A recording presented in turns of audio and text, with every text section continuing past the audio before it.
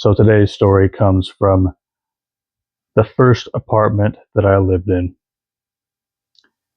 Right after high school, I think I stayed at my parents' place for like a little under a year. I was 19 at the time, and me and my parents were having some problems, so I was like, fuck it, I'm just gonna move out as soon as possible.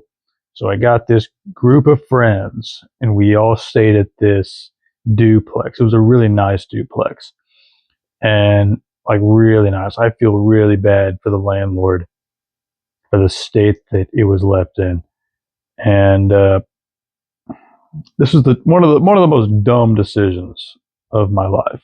But it's good to have them early on. You know what I mean? So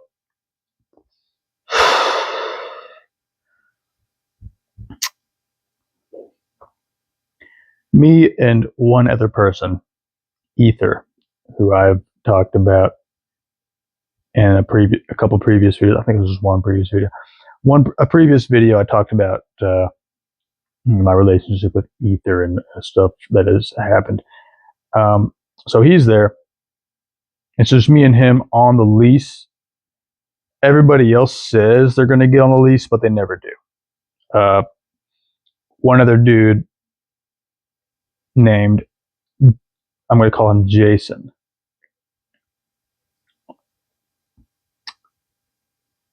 in attempts to avert incriminating people. But it was me, Jason, and Ether on the lease. And it was going pretty chill at first, as all bad things do, right? And I think there were like what, 2 other people at the beginning. So it was like 5 people total in this house. Yeah. And slowly but surely, more people started coming in. People left, and then a gaggle of people kind of took their place. So at this time in this particular story, I was living with 10 people, like 4 cats, maybe 5, and like 2 dogs. This house was very chaotic. This was one of the most chaotic moments. This from age 19 to 20, it was like the most chaotic time of my life. It was fun, you know. I don't particularly regret anything. However, this particular moment will leave an imprint on my soul forever. So, so, so in the downstairs area, so it's like as soon as you walk in, it's a 2-story place. Downstairs, there's like, you know, you walk in through the kitchen, and then there's like a little dining area with a big round table, a nice table with like 6 chairs at it or something like that.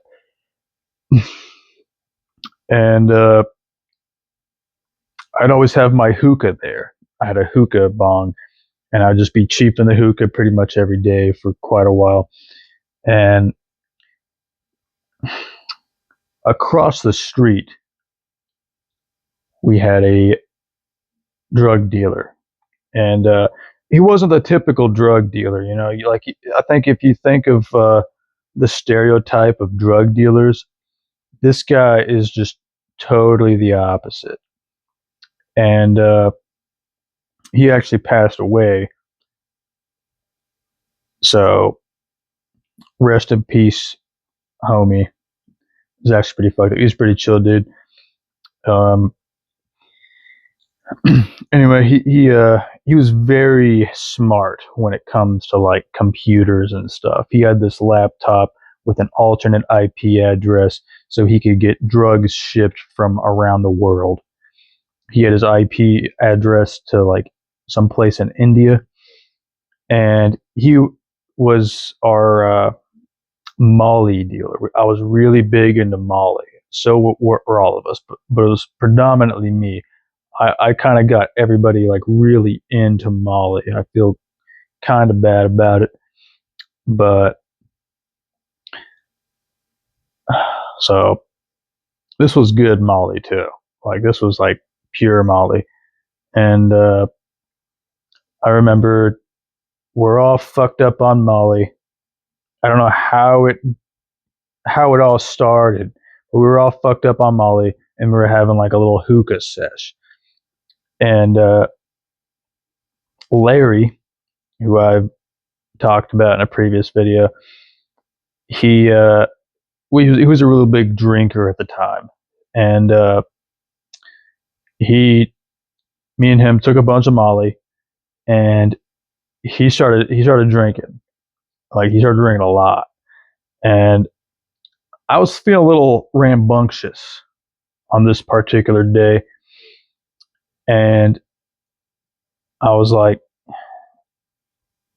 I kind of want to go shoot guns or do something dangerous. And I shouldn't have said it. I shouldn't have said it out loud because I knew in the back of my mind how it would turn out. And I'm glad that it turned out the way that it did because it could have been really bad. So we had this 38 special, and it's a revolver chambered in 38, and it doesn't have a hammer that you can access with your thumb. And we were too fucking retarded. I didn't know anything about guns at the time to unscrew the cylinder rod and then pull the cylinder out. So we're like, we gotta fire all the bullets to unload it. I can't believe that didn't cross my mind how to actually do it. So,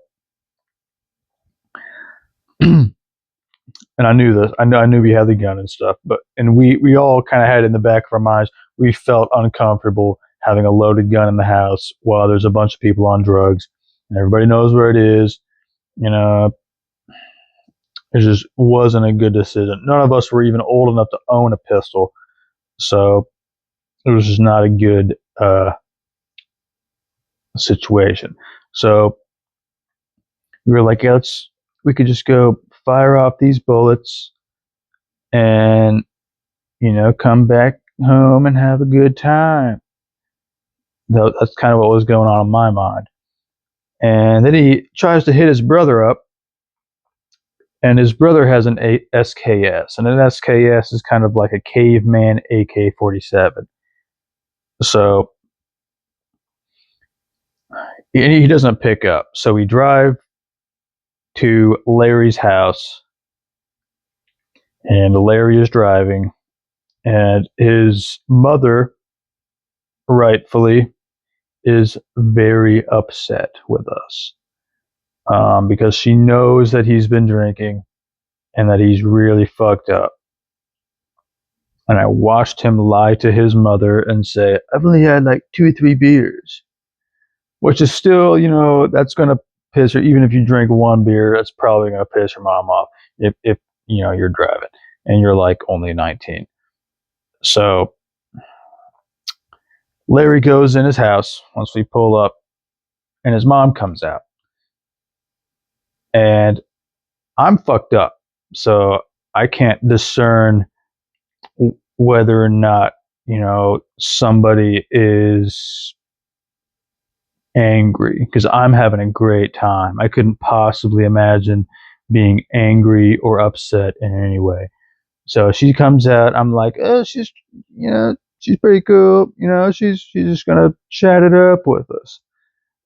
And I'm in the back seat.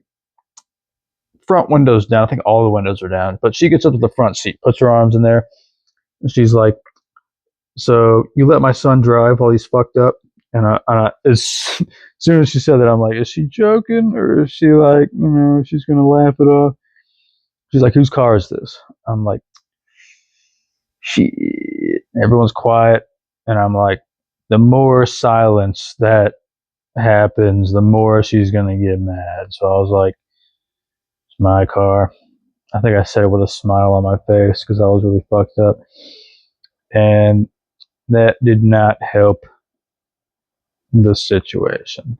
Um, so she got mad at me. She started yelling at me, like screaming. And Larry comes out, and she's trying to push her away from the car. And then she's like shoving him back. And then he puts her in a chokehold. And then his military his stepdad comes out, and he's a combat instructor. So you can imagine how this sort of turned out. Larry sees his stepdad, gets in the car, and then we speed off. He's going like 100 miles an hour, and I'm like, maybe I should drive. You know, I'm trying to get him to chill, trying to get him to slow down. He is not having it. I think it's just making him even more mad. And I'm just like, you know what? If we die, we die. And we get to the house. I'm like, okay, it's all good now. Then his stepdad pulls up, and as soon as I see the car, I know exactly what's going to happen.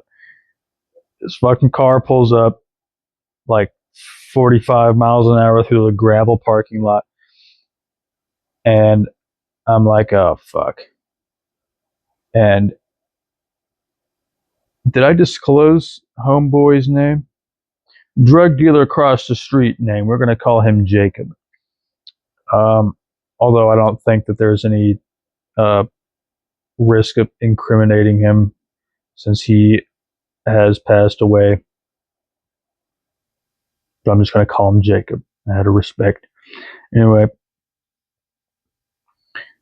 Jacob's got a pistol, 9mm striker fire handgun, and he's got it in his pocket. Or no, he has it like in the house somewhere, in our house. And oh man, this is fucked. It's a fucked up situation. So Larry's dad, we're gonna call him Brian, starts beating the shit out of. He's like, you want to put hands on your mother? And Larry is kind of just like incoherently babbling angrily towards him. Then he like slams him. Brian slams Larry on the ground and just starts beating the shit out of him. He like WWE slams him into my car. So he picks him up and he slams him onto my hood, and then he like rolls over to the other side of the car, and there's blood on my car because he smashed his face in. And I'm just like, I don't know what to do in this situation. You know, I see like my homie getting attacked, even though he is kind of in the wrong here.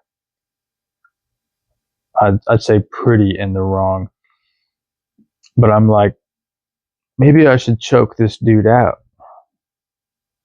I don't know why that crossed my mind, but I decide not to. Okay, I decide not to, and which is good. I was like, maybe I should get the baseball bat, and then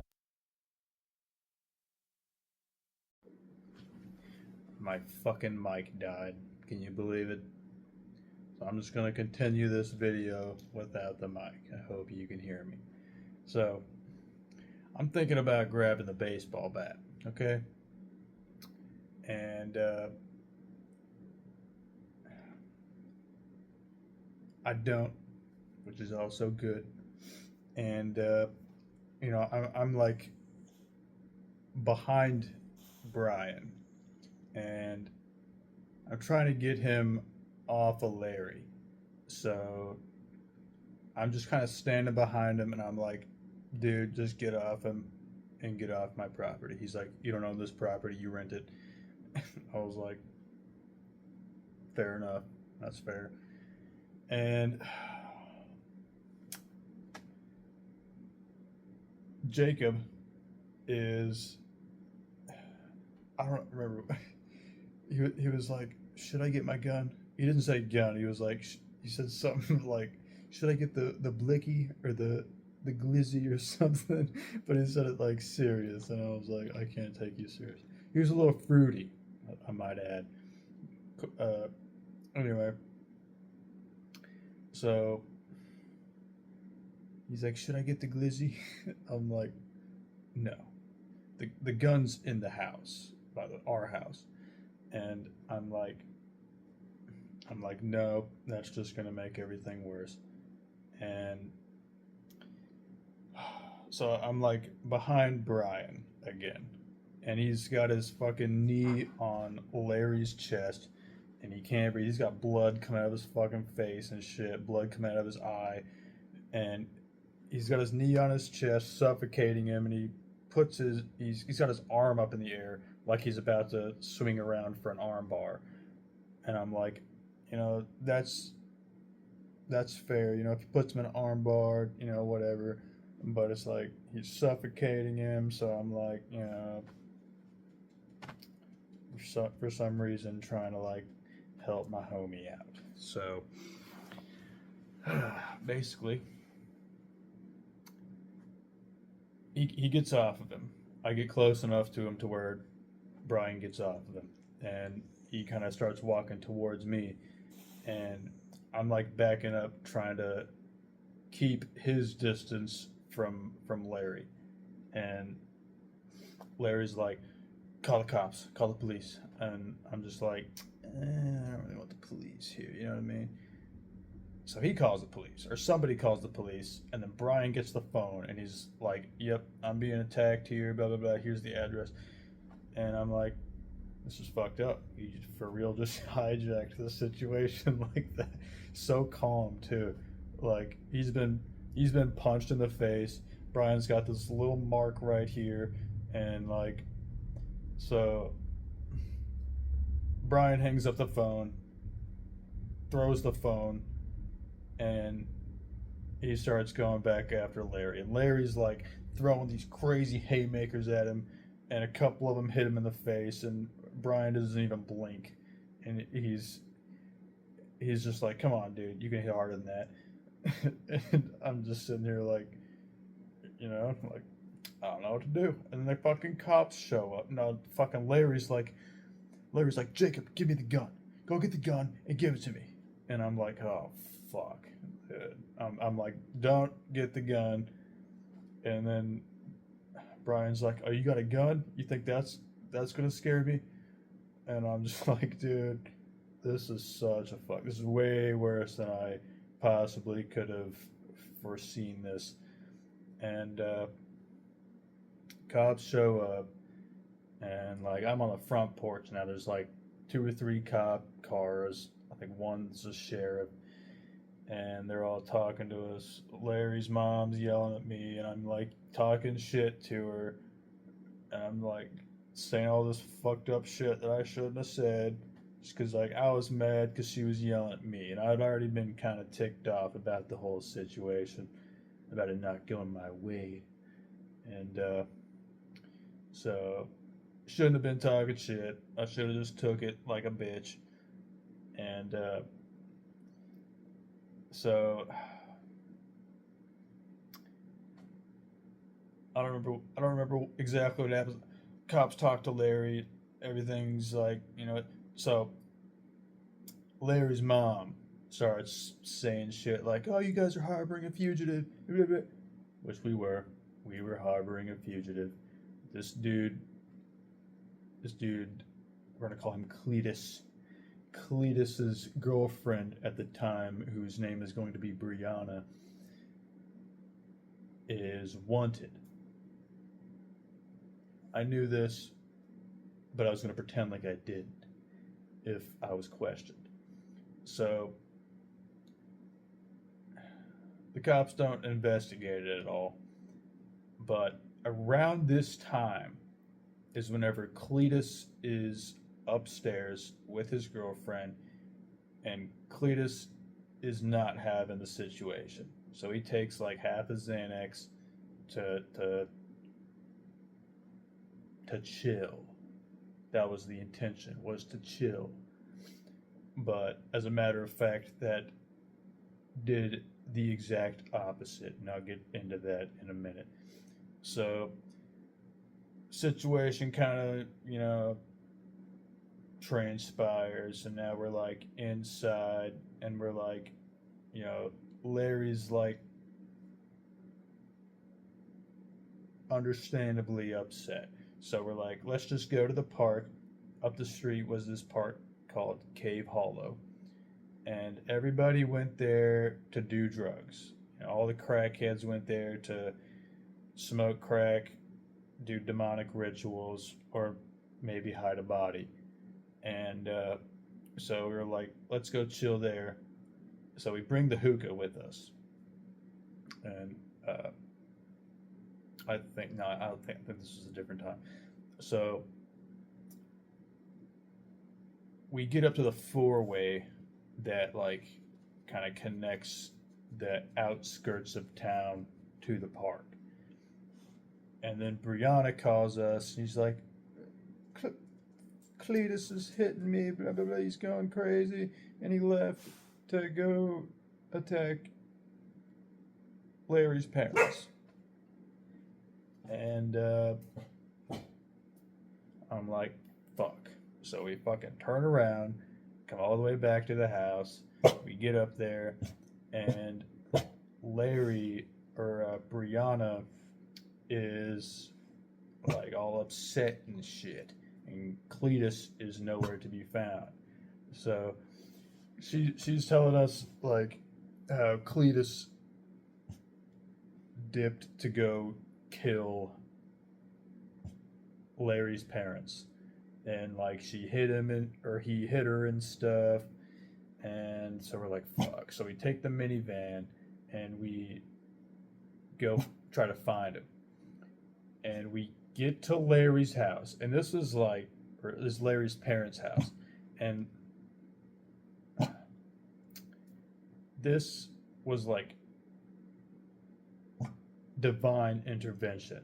So we get there, it's like the middle of the fucking night. I don't know, it's like probably the sun went down like maybe 2 hours ago. It's probably like 9, 10 o'clock, and we get there, and then this dude in this car named Mikey, who we knew, stopped, and he was talking to Cletus, and and this is like 1,000 feet, not even, from Larry's parents' house, and we're like, holy shit, we can't believe what we're seeing. So we talked to Mikey. We're like, this is a serious situation. We gotta go. We gotta get Cletus, and we gotta go. And he's like, all right. He drives off, and we get him in there, and I'm in the very back seat. And Cletus has this reserved psychotic episode middle seat, and then you got the front two seats, and it was like some weird abduction shit. So we slide the door open, pull him in, shut the door, and then Cletus is like, let's go. And then we drive past Larry's parents' house, and then Cletus starts getting mad. He's like, dude, you passed it. What are you doing? And he's trying to unlock the door and jump out of the moving vehicle. So I pull him back by the shoulders.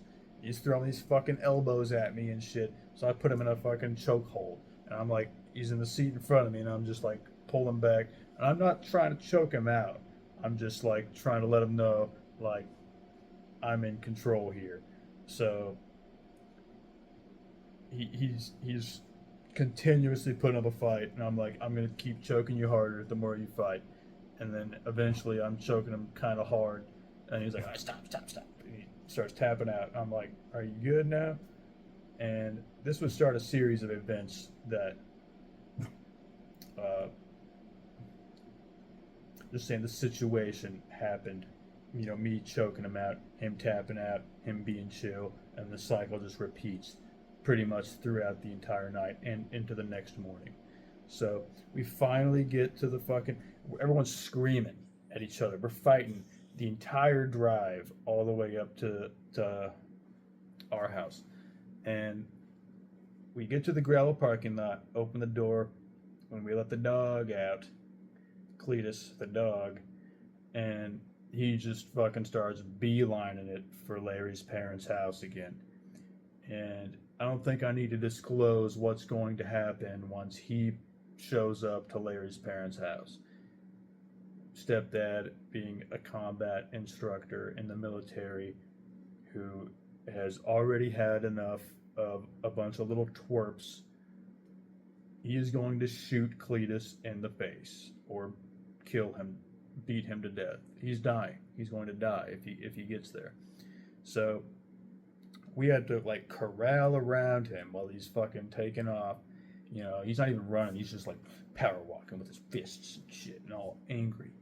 And so we get him when we pull him closer to the house, and he starts trying to fight us. And then we all put him on the ground, and Larry's just on top of him, and he's just Cletus is calling Larry a bitch the whole time. And then we drag him in the house, and we're like, I don't think we drag him, and we convince him to go inside the house. He's very fucked up, and he's like belligerent. He never acts this way. So we convince him to get inside the house, and we go upstairs. His room's right next to mine. So as soon as you walk up those stairs, that's my room. And his room's to the left. And we're up there, and his girlfriend, Brianna's fucking yelling at him and shit. And we're just like, dude, just fucking stop yelling at him. It's just going to make everything worse. And he starts fucking trying to hit her and shit. And then everybody's fucking fighting with him. And we all pull him to the ground. Each one of us has a limb. I got his left arm, someone's got his right arm, and someone's got his legs. And he's like, you guys are fucking weak. It takes all of you to hold me down. And I'm just like, I was single-handedly taking you out, and I'm the smallest guy in the group. And so I get on top of him, and I put my elbow into his fucking trachea, and I put all my weight on it, which I shouldn't have because that can kill you. And he was like, stop. And I'm like, are you good now? He's like, yeah, I'm good. He's like, I kind of just want to go to bed. And then he gets up and he starts fighting again. And same thing happens. I think this happened 3 times where I put my elbow on his fucking throat and I try to choke him out. And he eventually stands up and he starts fighting again. And I put him in another fucking chokehold. And this moment right here is what's imprinted on my brain forever.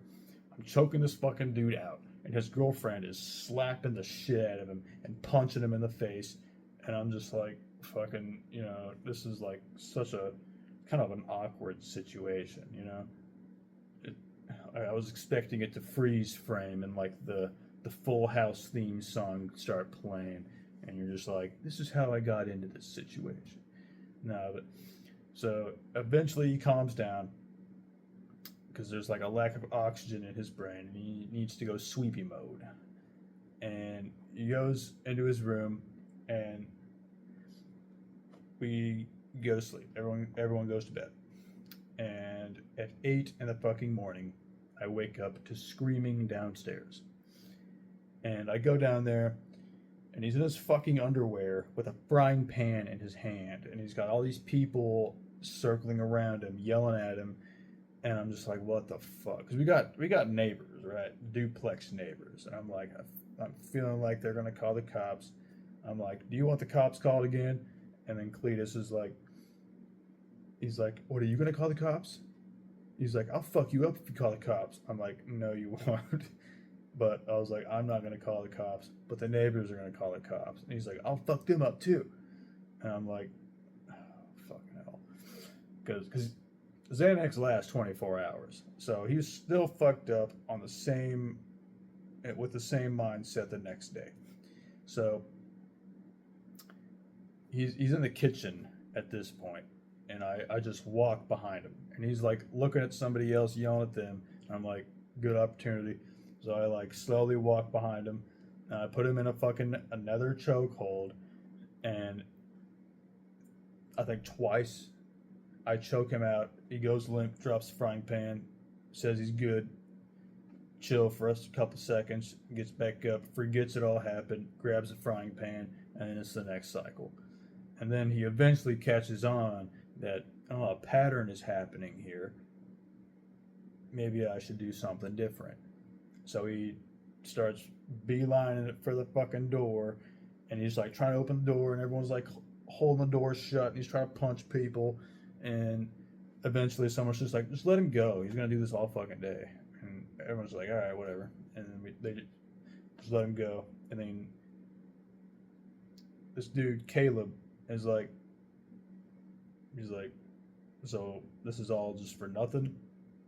So he chases after him, and I didn't witness anything else that happened for the rest of the day, but Caleb eventually fights him on a bridge somewhere, and the cops bring Cletus back, and Caleb shows up like 2 days later.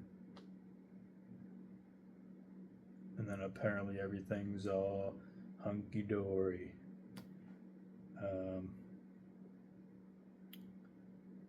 I was hoping that it would have a cool ending, but it kind of just slowly dissipated into the atmosphere. But yeah,